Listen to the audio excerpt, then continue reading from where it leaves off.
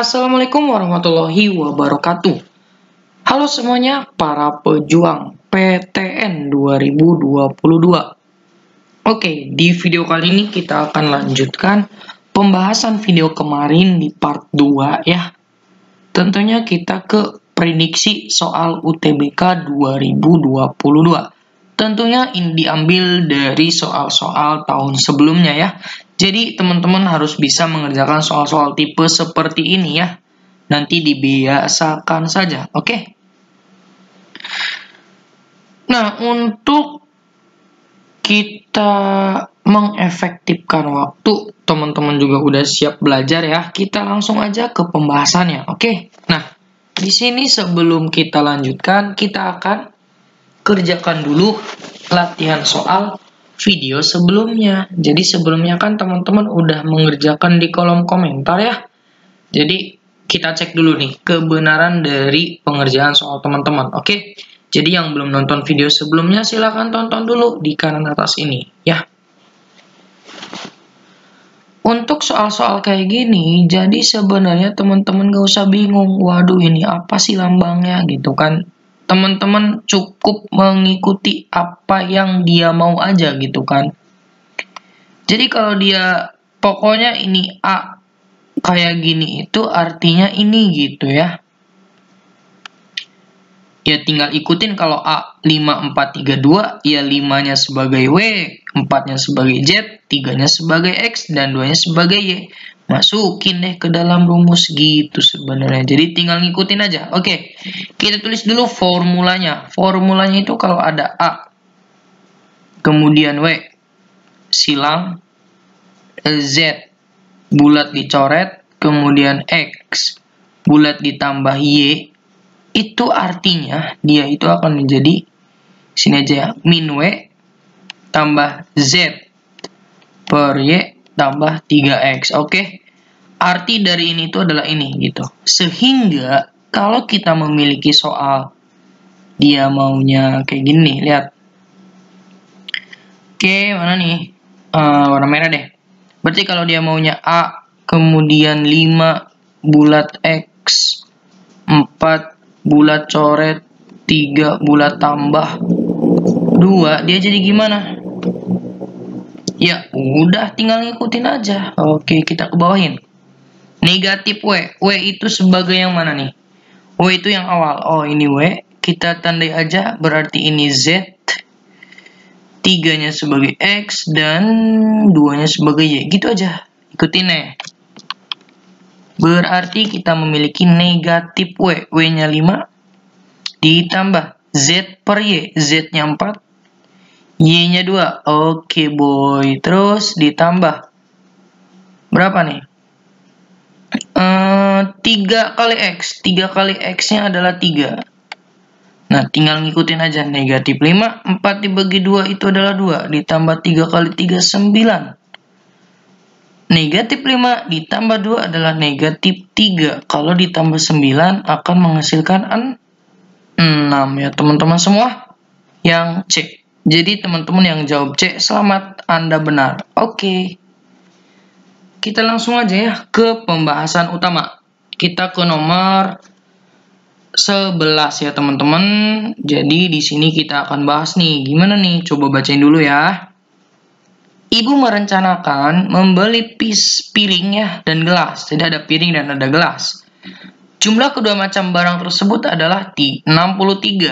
Dan jumlah gelas adalah 6 kali lebih banyak dari jumlah piring.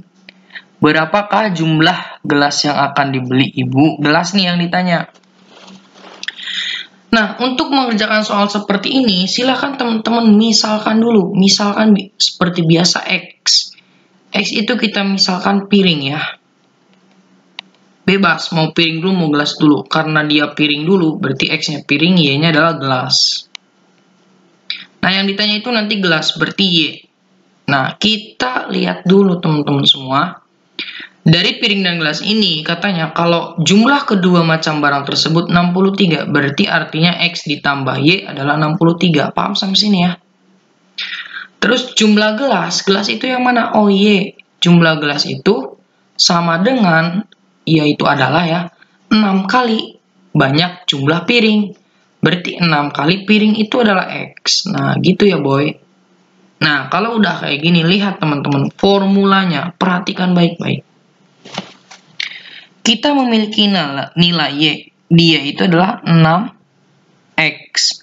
Boleh nggak sih Y di sini ganti jadi 6X? Boleh dong, karena dia sama-sama ya.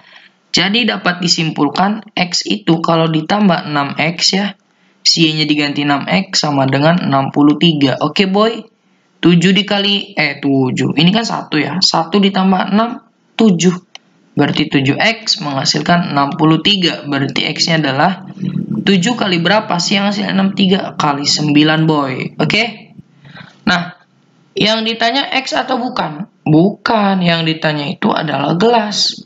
Berarti kalau piringnya 9, gelasnya berapa? Tinggal masukin aja ya, atau langsung kaliin aja nih.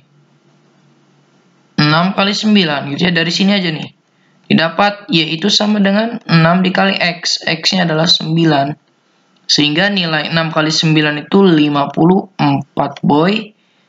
Yang tuh kan bisa ya. Oke, kita lanjut ke nomor 12. Rataan 4 bilangan bulat dari 4AB5 sama dengan median data tersebut. Nah, berarti katanya rataan bilangan bulat 4AB5 itu adalah sama dengan median, yaitu 6. Selisih bilangan terbesar dan terkecil sama dengan berapa? Oke, kita sebenarnya gini aja. Karena rataannya itu rata-rata tuh 2, 3, 4. Misalnya ada 4 ditambah A ditambah B ditambah 5. Ya, datanya kalau kita bagi 4, dia menghasilkan 6. Ini data yang pertama. Data yang kedua itu median ya. Mediannya 6. Tapi nanti kita cari dulu ini. Kita tinggal kali silang aja di sini, berarti didapat 4 tambah 5, 9. Ditambah A, ditambah B, sama dengan 4 kali 6, 24. Berarti A ditambah B-nya adalah 24 dikurangi 9, yaitu 15. Oke, paham sampai sini? Nah, karena A ditambah B adalah 15, susunannya teman-teman lihat. Apakah urutannya adalah misal 4 ya? Terus A, terus B, terus C. Apakah susunannya, nggak ada C, 5. Apakah susunannya seperti ini gitu? Karena kita harus mengurutkan. Kalau misal mau nyari median. Kalau misalnya A, B-nya di antara 4 dan 5, otomatis si AB itu yang 4,5 lah ya. Sama 5 kurang. Apakah kalau dijumlahkan tuh berapa nih? 15. Kan nggak mungkin. Misalnya A-nya di sini juga di bawah, misal A, terus misal 4, terus B, terus 5. Apakah A itu dikurang dari 4? Misalnya 3. 3 tambah berapa biar jadi 15? Tidak mungkin ya, 3 tambah 12. B itu nggak mungkin, karena B itu adalah sebuah bilangan, bukan puluhan. Terus bisa jadi nilainya itu gini boy. Kalau misalnya dia nilainya gini, misalnya 4, kemudian 5, kemudian A, kemudian B. Nah, kalau gini bisa boy. Kenapa? Karena A dan B itu adalah lebih dari 5. Misalnya 7 tambah 8 gitu kan, 15. 6 tambah 9, 15 gitu. Jadi A dan B itu lebih besar dari 5 dan lebih besar dari 4 sebenarnya. Sehingga kalau kita memiliki datanya adalah 4, kemudian 5, kemudian A, kemudian B ya, berarti nilai mediannya atau nilai tengahnya ya, itu 5 ditambah A dibagi 2. Yang namanya median itu adalah kalau di tengah-tengah 5 ditambah A dibagi 2. Mediannya katanya 6, sama dengan 5 ditambah A dibagi 2. 2-nya kaliin ke sini, berarti 12 ya. 12 sama dengan 5 ditambah A. Sehingga nilai A-nya adalah 5 tambah berapa sih biar dapat 12? 5 tambah 7 ya. Sehingga kalau misalnya A-nya 7 ya, di sini nih A-nya 7, otomatis B-nya berapa boy? Pinter 8 ya. Karena 8 tambah 7, 15. Sehingga urutan angkanya adalah 4, kemudian 5, kemudian 7, kemudian 8. Gitu, boy, ya. Berarti di sini kita yang ditanya nilai terbesar dikurangi nilai terkecil. Terbesarnya 8, terkecilnya 4. Jawabannya adalah 4, boy. Yang C. Nah, gitu ya. Jawabannya adalah C. Oke, kita lanjut ke nomor 13. Suatu keranjang berisi 25 salak dan juga 2 diantaranya busuk. Ada 25 salak, 2 diantaranya busuk. Jika diambil 3 salak sekaligus, peluang terambilnya salak yang baik semua. Nah, boy, yang ditanya itu adalah yang baik semua ya. Sehingga di sini kalau mau digambar, gambar aja, boy. Jadi kalau ada gambar, berarti kalau 2 rusak, 2 busuk itu saya anggap rusak aja ya, sama baru, rusak sama baru. 23 baru artinya 2 rusak ya. Jadi total 25 kan. Diambil 3 salak sekaligus ya, 3 salak. Maka peluang terambilnya salak yang baik semua artinya yang baru kali ya gitu ya. Berarti peluang itu kan NA per NS ya, boy. NA itu adalah kejadiannya, banyak kejadian, NS itu banyak semestanya. NA itu berarti kita ngambil 3 dari berapa, boy? Yang baru kan? Yang baik semua berarti dari 23. Per semesta itu kita ngambil 3 dari totalnya berapa sih? Pinter banget, 25. Nah, gimana cara menggunakan kombinasi ini? Kalau teman-teman belum belajar misalnya ya, harusnya udah kelas 12. Ada cara cepatnya, boy. Jadi kalau misalnya di 23, ininya 3. 23-nya mundur aja 3 langkah. Oke? Nah, berarti di sini 23 dikali 22 dikali 21. Nah, kita bagi dengan 25 dikali 24 dikali 23. Bisa dicoret? Ya bisa dong. Berarti di sini kita coret aja. Set. Kemudian. Nah, oke, boy. Di sini ada yang keliru ya. Kita hapus dulu deh ya. Oh, gak bisa dihapus nih. Berarti kita coret-coret aja. Jadi ini salah ya, boy. Jadi kalau mengerjakan kombinasi itu harus ada baginya. Berarti di sini sama kayak tadi, berarti 23, 22 sama 21 kan. Harus dibagi dengan 3 faktorial. 3, 2, 1 gitu ya. Per 25 juga kan ada 3. Mundur aja. Jadi 25, 24 sama 23. Bagi 3, 2, 1 gitu ya. Sebenarnya sama aja, cuma konsepnya harus kayak gini. Jadi kita coret aja. 3, 2, 1 coret sebenarnya kan sama ini ya. Terus 23 coret juga. Kemudian 22 kalau dibagi dengan 24 berapa ya?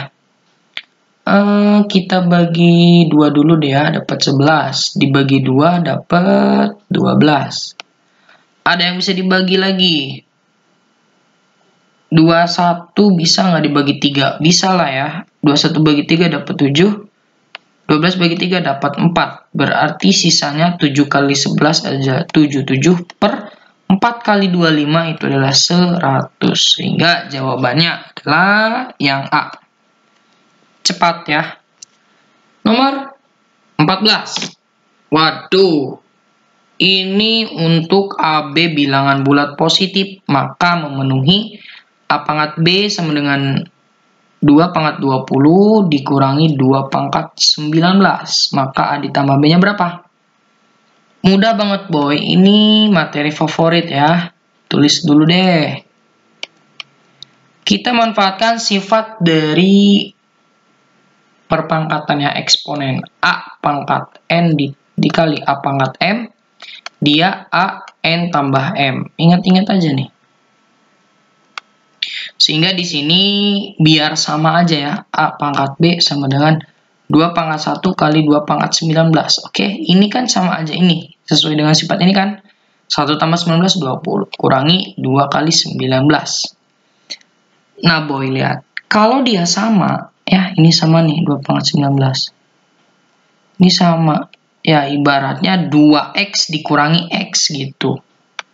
Atau 2 kotak dikurangi kotak. Berarti A pangkat B itu adalah 2 kurangi 1. Di sini kan ada angka 1 nih, nggak kelihatan. Ya 1 dong, sisanya 2 pangkat 19. Oke, paham nggak? Kalau nggak paham gini. 3 kotak dikurangi 2 kotak berapa sih? Ya kotak ya, 3 dikurangi 2 kan 1. Karena dia mah 2 kotak dikurangi kotak. Ini kan ada 1 nih nggak kelihatan. 2 kurang 1 ya 1. Kali kotak. Ya udah kotak aja. Jadi 2 pangkat 9. Sehingga di sini didapat nilai A-nya adalah 2 dan nilai B-nya adalah 19. Yang ditanya A ditambah B, jumlahin aja nih. 21 ya. Jawabannya yang D. Nomor terakhir 15. Waduh, wah ini nanti 16 itu nanti.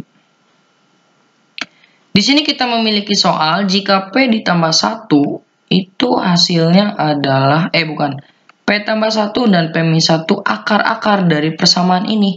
Maka nilai A-nya berapa sih? Gitu kan. Oke, saya tulis gini boy.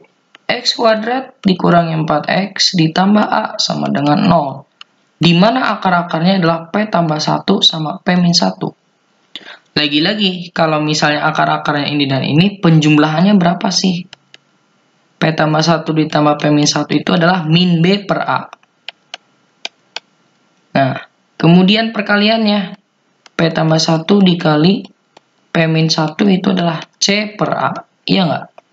Nah, berarti di sini kita harus tulis boy. Min B per A-nya berapa?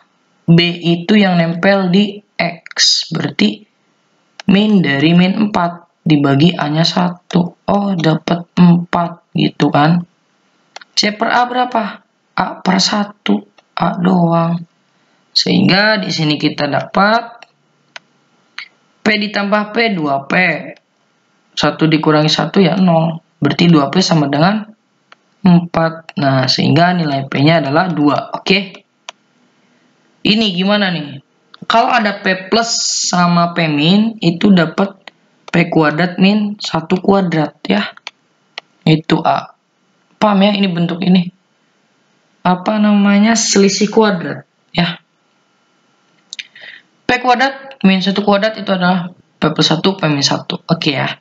P-nya 2 boy. Masukin aja. Berarti 2 kuadrat min 1 kuadrat sama dengan A. 2 kuadrat 4. 4 kurang 1 ya 3. Berarti nilai A-nya adalah 3. Jawabannya yang D. Mudah bukan? Nah, kalau udah beres silakan teman-teman latihan di rumah ya. Kerjakan terus hasilnya, jangan lupa ditulis di kolom komentar. Saya tunggu ya. Saya tunggu. Nah, untuk videonya kita cukupkan dulu di sini. Jika teman-teman suka dengan video ini silakan share ke teman-teman yang lain ya. Jadi kita akan bahas di nomor 17 sampai dengan 20. Terima kasih atas segala perhatian. Wassalamualaikum warahmatullahi wabarakatuh. Sampai ketemu di video selanjutnya.